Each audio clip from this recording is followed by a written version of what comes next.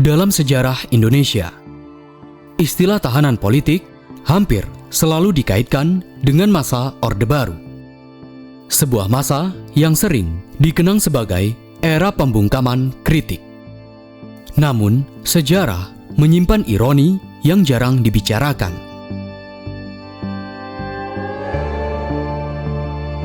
Jauh sebelum Orde Baru, pada masa Orde Lama, Republik ini juga pernah memenjarakan sejumlah tokoh bangsa. Di antara mereka, ada mantan Perdana Menteri Republik Indonesia. Ada ulama yang menulis tafsir Al-Quran, ada wartawan yang berani mengkritik kekuasaan, bahkan ada tokoh yang merancang lambang negara Garuda Pancasila. Sebagian dari mereka harus menjalani tahun-tahun panjang di balik jeruji besi. Sebagian lainnya bahkan tidak pernah kembali dari penjara itu. Sejarah kadang menunjukkan sesuatu yang tidak nyaman, bahwa dalam perjalanan bangsa ini, di balik kekuasaan, siapapun yang memegangnya tidak selalu ramah terhadap kritik. Inilah kisah tahanan politik. Bukan tahanan politik Orde Baru. Setidaknya belum. Melainkan tahanan politik Orde Lama.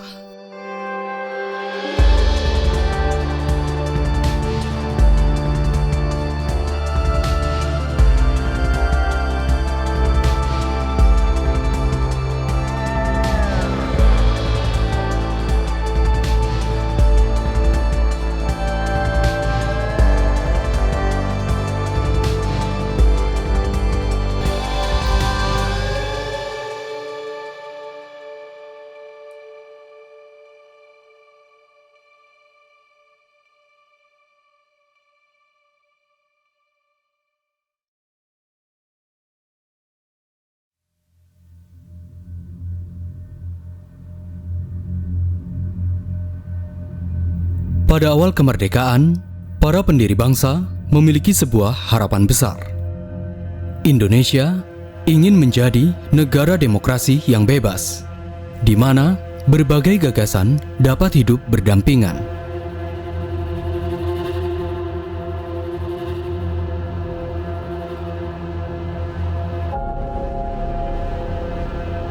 Setelah pengakuan kedaulatan pada tahun 1949, Indonesia memilih sistem demokrasi parlementer, sebuah sistem yang dianggap paling demokratis saat itu. Dalam sistem ini, kekuasaan berada di tangan parlemen dan kabinet, sementara presiden lebih banyak berperan sebagai simbol negara.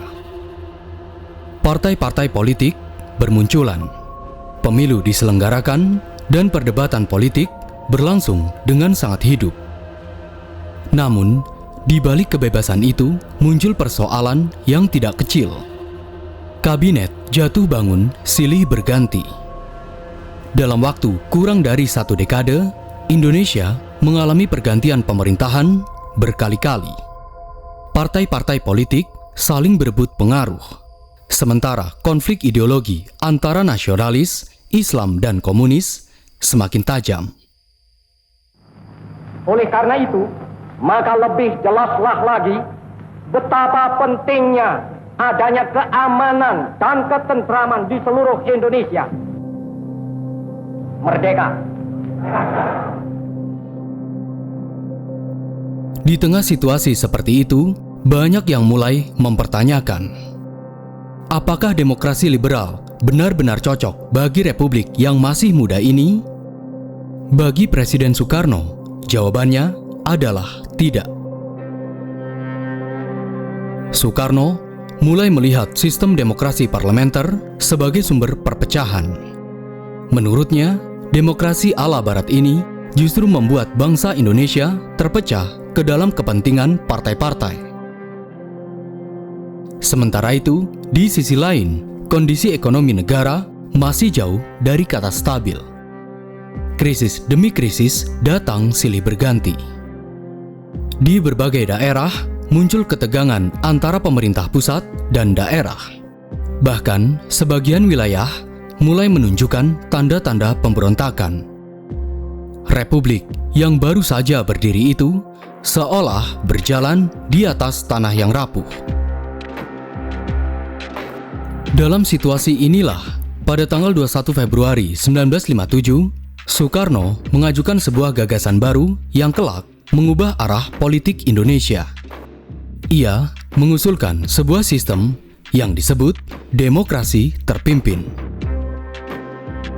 Menurut Soekarno, bangsa Indonesia tidak membutuhkan demokrasi liberal yang penuh pertikaian. Indonesia membutuhkan kepemimpinan yang kuat yang mampu mempersatukan berbagai kekuatan politik di bawah satu arah revolusi. Namun, tidak semua orang melihat gagasan ini dengan cara yang sama.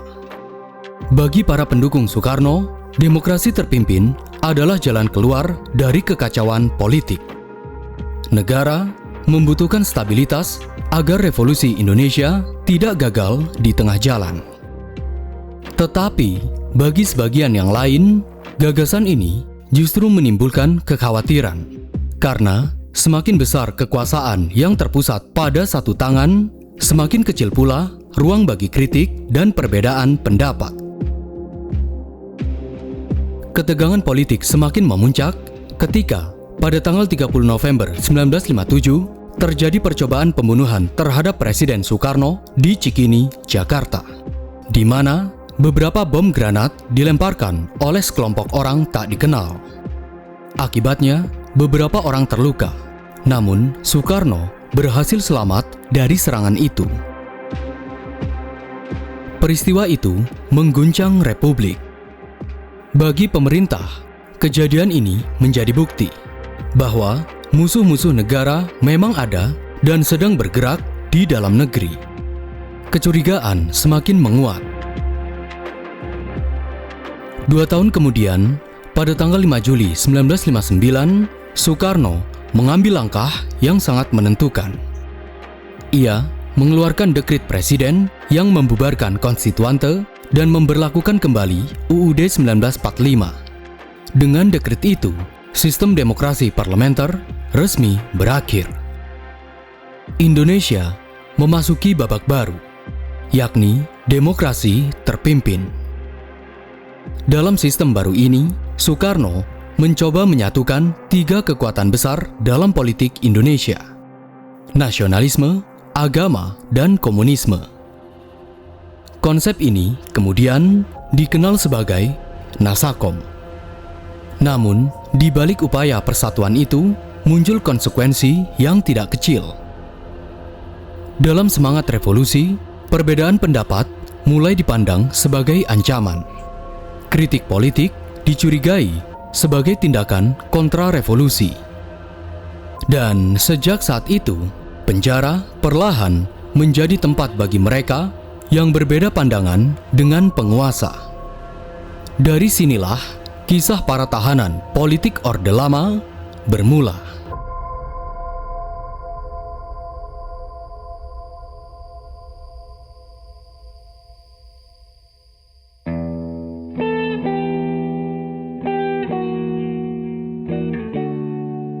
Belum genap 1 dekade Indonesia berdiri sebagai negara merdeka, Republik Muda ini sudah menghadapi ujian besar dari dalam negeri sendiri. Di berbagai daerah, terutama di Sumatera dan Sulawesi, mulai muncul ketidakpuasan terhadap pemerintah pusat di Jakarta. Sejumlah tokoh militer dan sipil menilai pembangunan terlalu terpusat di Pulau Jawa, sementara daerah-daerah lain merasa diabaikan. Selain persoalan ekonomi, ada pula kekhawatiran lain yang semakin menguat. Sebagian kalangan menilai pemerintah pusat semakin dekat dengan kelompok komunis. Berbagai tuntutan disampaikan kepada pemerintah pusat. Namun, di Jakarta, tuntutan itu tidak mendapat tanggapan yang memuaskan. Ketegangan politik pun perlahan meningkat. Pada tanggal 2 Maret 1957, Letkol Venj Samuel di Makassar mendeklarasikan sebuah gerakan yang dikenal sebagai Perjuangan Rakyat Semesta atau Permesta. Gerakan ini menuntut perubahan sistem pemerintahan dan pembagian kekuasaan yang lebih adil antara pusat dan daerah. Ketegangan tidak berhenti di situ. Pada tanggal 15 Februari 1958, sejumlah tokoh militer dan sipil di Sumatera Barat memproklamasikan berdirinya Pemerintahan Revolusioner Republik Indonesia atau PRRI.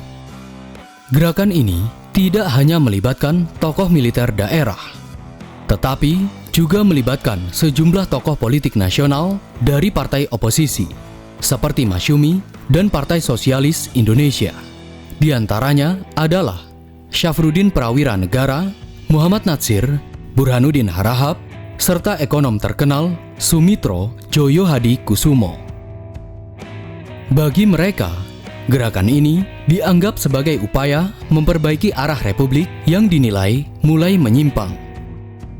Namun, bagi pemerintah pusat di Jakarta, situasinya terlihat sangat berbeda. PRRI dan Permesta dianggap sebagai ancaman serius terhadap keutuhan negara dan berpotensi memecah belah republik yang masih muda. Presiden Soekarno pun mengambil langkah tegas. Pada tanggal 14 Maret 1957, Indonesia dinyatakan berada dalam keadaan darurat perang. Operasi militer pun segera dilancarkan.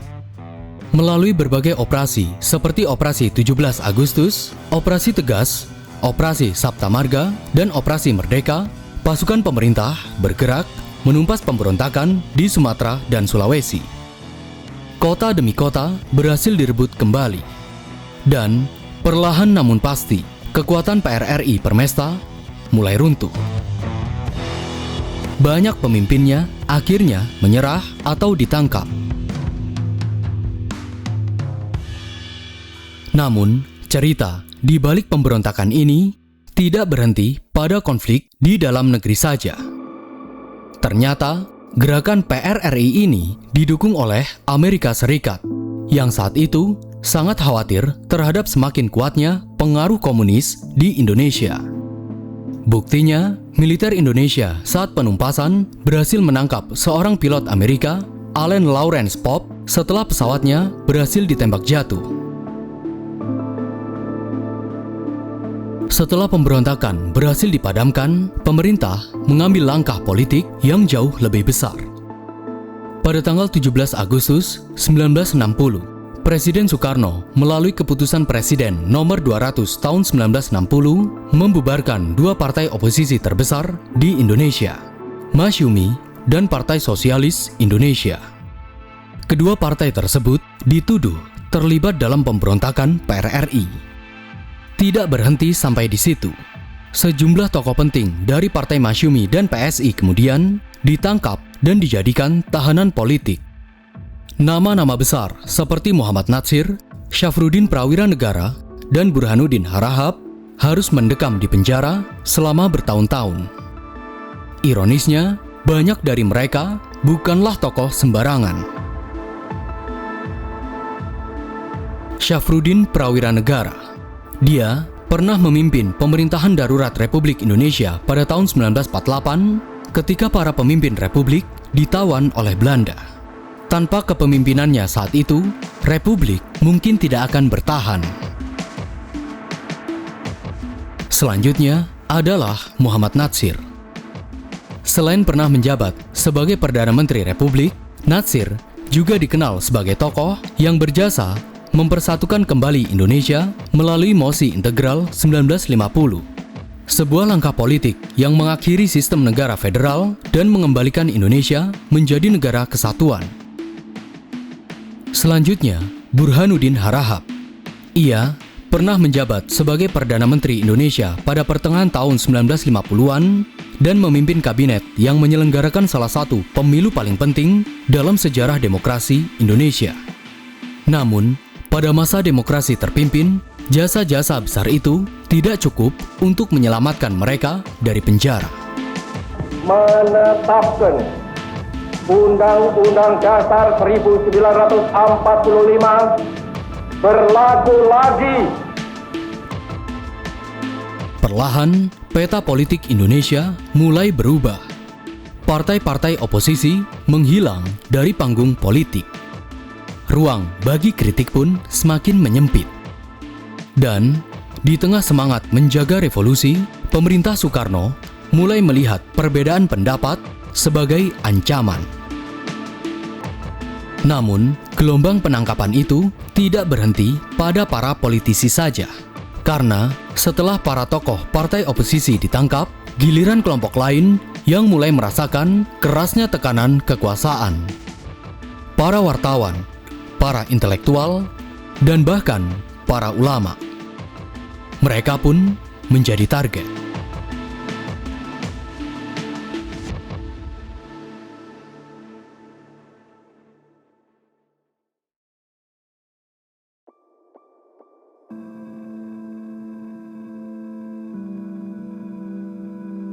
Gelombang penahanan politik pada masa Orde Lama sebenarnya tidak hanya dimulai dari peristiwa PRRI Permesta. Beberapa tahun sebelumnya, Republik juga pernah memenjarakan seorang tokoh penting yang memiliki peran besar dalam sejarah Indonesia. Tokoh itu adalah Sultan Hamid II. Dia adalah bangsawan dari Pontianak yang pernah menjabat sebagai Menteri Negara dalam Kabinet Republik Indonesia Serikat. Namun, namanya lebih dikenal dalam sejarah sebagai perancang lambang negara Garuda Pancasila. Simbol negara yang hingga hari ini berdiri di setiap kantor pemerintahan Indonesia itu lahir dari gagasannya. Namun, perjalanan politiknya berakhir tragis. Pada tahun 1950, pemerintah menuduh Sultan Hamid II terlibat dalam peristiwa APRA atau Angkatan Perang Ratu Adil. Sebuah gerakan yang dipimpin oleh mantan perwira Kenil, Raymond Westerling, yang mencoba menggulingkan pemerintahan Republik Indonesia Serikat. Akibat dari tuduhan itu, pada tanggal 5 April 1950, Sultan Hamid II ditangkap dan diadili oleh pemerintah Indonesia. Ia kemudian dijatuhi hukuman penjara. Kisah ini menjadi ironi tersendiri dalam sejarah Republik. Seorang tokoh yang merancang lambang negara justru harus menghabiskan sebagian hidupnya di balik penjara negara yang lambangnya ia ciptakan. Namun, seiring berjalannya waktu, lingkaran penangkapan politik itu semakin meluas. Jika pada awalnya menyasar para tokoh politik, maka pada awal tahun 1960-an, tekanan kekuasaan mulai menjangkau kelompok lain. Para wartawan, para intelektual, dan bahkan para ulama.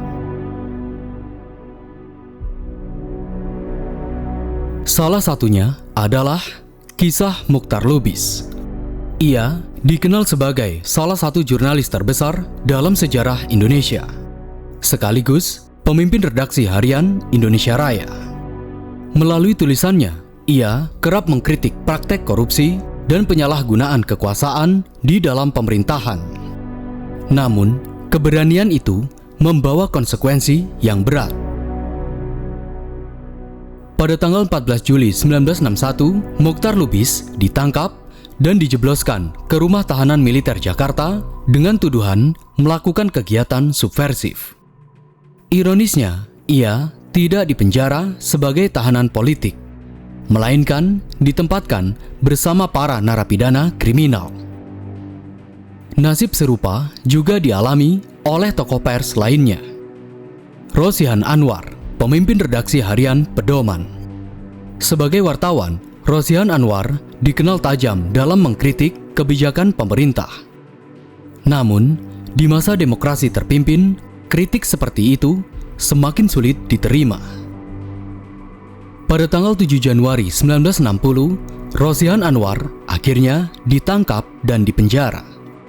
Bahkan, surat kabar Pedoman yang ia pimpin ikut dibredel oleh pemerintah. Beberapa media lain juga mengalami nasib yang sama. Surat kabar abadi dan majalah Panji Masyarakat yang didirikan oleh Buya Hamka juga dicabut izinnya.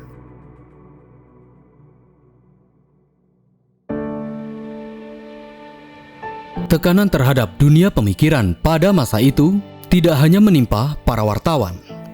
Beberapa tokoh sastra juga sempat merasakan penahanan oleh negara. Salah satunya adalah Pramoedya Anantatur, seorang penulis yang pada awal tahun 1960 sempat ditahan setelah tulisannya membela hak-hak warga Tionghoa. Hal ini dianggap mengganggu stabilitas politik. Namun, tekanan itu tidak berhenti pada kalangan pers dan sastrawan.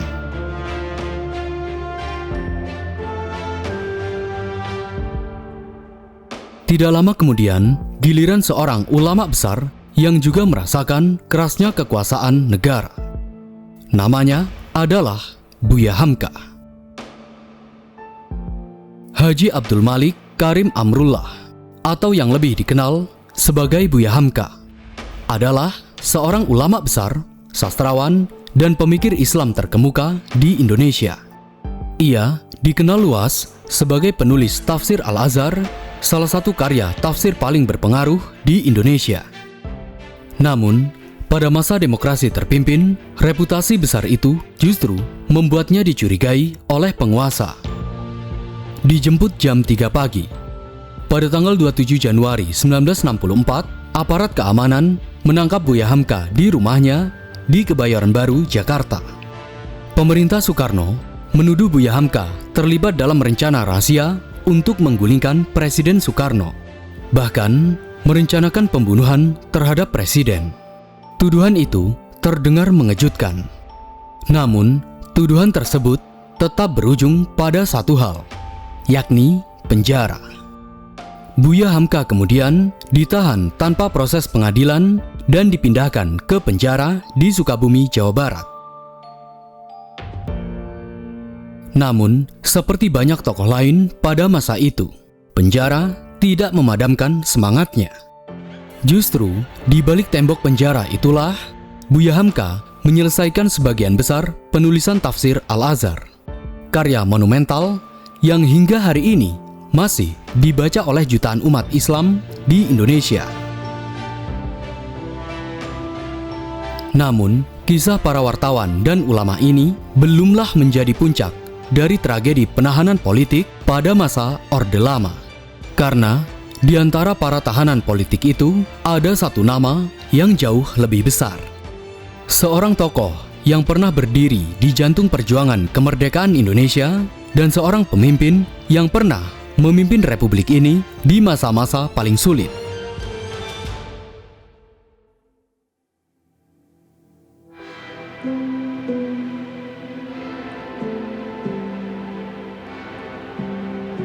Di antara banyak nama yang pernah merasakan kerasnya penjara pada masa Orde Lama, ada satu tokoh yang kisahnya terasa paling sunyi sekaligus paling tragis. Namanya adalah Sultan Syahrir. Dalam sejarah Indonesia, Syahrir dikenal sebagai salah satu tokoh intelektual terbesar yang dimiliki republik ini. Ia adalah seorang pemikir, seorang pejuang kemerdekaan, dan pernah menjabat sebagai Perdana Menteri pertama Indonesia. Karena tubuhnya yang kecil dan sikapnya yang tenang, banyak orang memanggilnya dengan julukan Si Bung Kecil. Namun, di balik penampilannya yang sederhana, Syahrir adalah sosok yang sangat berpengaruh dalam perjalanan awal Republik. But they also led to the fall of my country from its ancient proud place to that of a weak, dejected colony. So long, however, as Dutch troops remain in Republican territory, there remains the threat to the very existence of the Republic. Pada masa revolusi kemerdekaan, ia memainkan peran penting dalam diplomasi Indonesia di dunia internasional. Salah satu peran pentingnya adalah ketika ia memimpin delegasi Indonesia dalam perundingan Linggarjati dengan Belanda pada tahun 1946. Namun, karena dianggap gagal dan merugikan pihak Indonesia, Syahrir dikeluarkan dari pemerintahan Soekarno. Akhirnya, Syahrir pun memilih menjadi oposisi dan membentuk partai PSI. Namun, pada akhirnya di tahun 1960 PSI harus dibubarkan karena diduga terlibat dalam peristiwa PRRI Permesta. Setelah partainya dibubarkan, sebenarnya Syahrir menjauh dari hiruk-pikuk politik. Ia banyak menghabiskan waktunya untuk menulis dan berdiskusi dalam lingkaran kecil. Namun, keadaan politik pada masa itu membuat siapapun yang pernah menjadi oposisi tetap berada dalam pengawasan negara. Pada tanggal 16 Januari 1962, aparat keamanan mendatangi rumah Syahrir di Jakarta. Tanpa proses pengadilan, Bung Kecil ditangkap. Di saat bersamaan, beberapa tokoh lainnya seperti Muhammad Rum, Prawoto Mangku Sasmito, Subadio Sastro Satomo, M. Yunan Nasution, dan anak agung Gede Agung juga ditangkap. Mereka digiring ke markas CPM Hayam Wuruk, Jakarta Barat. Atas informasi Kepala Badan Intelijen Indonesia, Subandrio, pemerintah Soekarno pun menuduh mereka terlibat dengan sebuah jaringan konspirasi yang dikenal sebagai Bali Connection, yang diduga merencanakan pembunuhan terhadap Presiden Soekarno. Dalam laporan intelijen, jaringan ini juga disebut terhubung dengan sebuah organisasi bawah tanah bernama Verenigd Underground Corps atau Korps Perkumpulan Bawah Tanah. Tuduhan ini kemudian dikaitkan dengan peristiwa pelemparan granat terhadap iring-iringan Presiden Soekarno di Makassar pada Januari 1962. Namun, hingga hari ini, keterlibatan Sultan Syahrir dalam konspirasi tersebut masih menjadi perdebatan di kalangan sejarawan. Yang jelas, tanpa pernah diadili di pengadilan, sejak saat itu, Sultan Syahrir ditahan sebagai tahanan politik kelas berat. Hari-hari Bung Kecil di balik jeruji besi berlangsung dalam kesunyian. Ia ditempatkan di rumah tahanan militer Budi Utomo, Jakarta. Sel yang ia tempati lembab dan berada tepat di samping toilet. Kondisinya jauh dari kata layak. Hari demi hari, kesehatan Syahrir semakin memburuk. Tekanan mental dan kondisi penjara membuat tubuhnya semakin rapuh. Tidak lama kemudian, Syahrir terserang stroke di dalam penjara. Para tahanan politik lain seperti Muhammad Rum dan Subadio Sastro Satomo menyaksikan langsung bagaimana kondisi Bung Kecil semakin memburuk dari hari ke hari. Mereka mendesak pemerintah agar memberikan perawatan yang layak bagi Syahrir. Bahkan, Muhammad Hatta, mantan wakil presiden sekaligus sahabat lama Syahrir dan Soekarno, secara terbuka mengirim surat kepada Presiden Soekarno untuk meminta agar Syahrir dibebaskan demi alasan kemanusiaan. Namun, permintaan itu tidak segera dikabulkan. Baru ketika kondisi Syahrir semakin kritis, pemerintah akhirnya mengizinkan Bung Kecil menjalani pengobatan di luar negeri. Namun, dengan satu syarat. Statusnya tetap sebagai tahanan politik. Pada pertengahan tahun 1965, Syahrir diterbangkan ke Zurich, Swiss untuk mendapatkan perawatan medis. Istri dan anak-anaknya yang masih kecil ikut mendampingi perjalanan itu. Mereka berharap sang suami dan ayah masih dapat pulih kembali.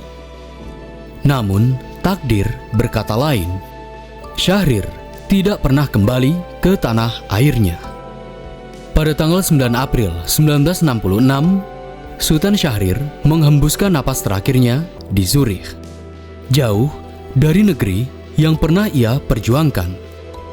Ia wafat dalam statusnya sebagai tahanan politik Republik Indonesia. Kabar kepergian Bung Kecil mengguncang banyak kalangan di tanah air.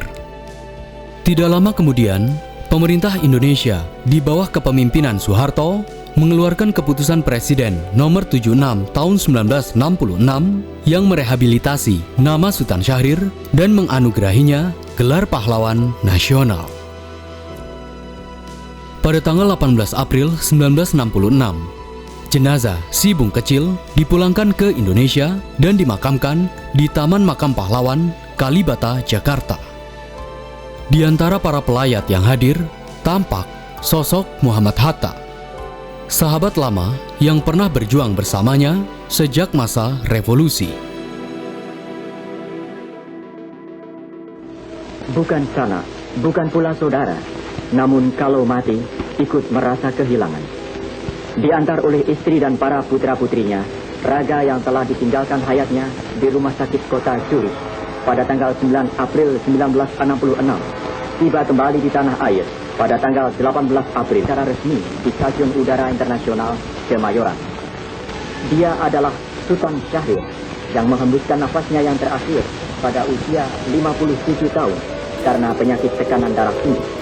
Kibaran sang merah putih setengah tiang pertanda bahwa negara ikut berkabung atas wafatnya seorang putra bangsa yang terbaik. Kerabat dan sahabat yang jauh dan yang dekat berduyun-duyun berkunjung untuk menyatakan duka cita dan hormatnya atas pengorbanannya yang tertinggi demi membela hak asasi manusia, rasa keadilan dan kebenaran. Dan karena jasa-jasanya ini, oleh Paduka Yang Mulia Presiden Soekarno, mendiang Sultan Syahrir dianugerahi gelar Pahlawan Nasional. Kisah pilu Bung Kecil menutup satu bab penting dalam sejarah Republik Indonesia. Ia menjadi simbol dari sebuah masa ketika perbedaan pandangan perlahan berubah menjadi ancaman bagi negara.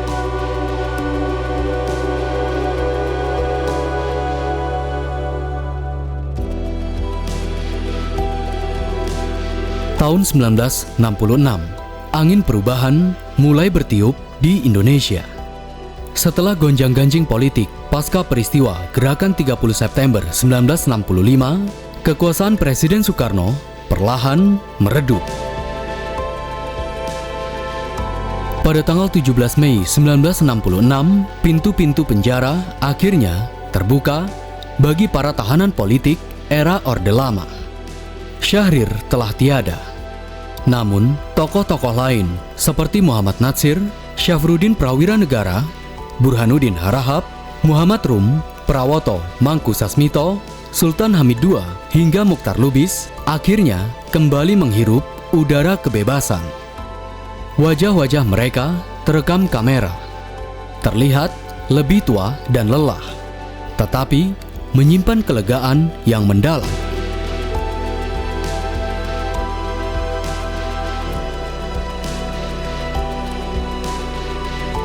Kisah para tahanan politik Orde Lama meninggalkan pertanyaan penting bagi sejarah Republik. Mengapa negara yang diperjuangkan dengan darah dan air mata justru pernah menjadi penjara bagi sebagian pejuangnya sendiri? Sejarah mungkin tidak selalu memberi jawaban yang nyaman. Namun, dari kisah ini kita belajar satu hal, bahwa kemerdekaan sejati bukan hanya berarti bebas dari penjajahan, tetapi juga bebas dari rasa takut untuk berpikir, berbicara, dan berbeda pendapat.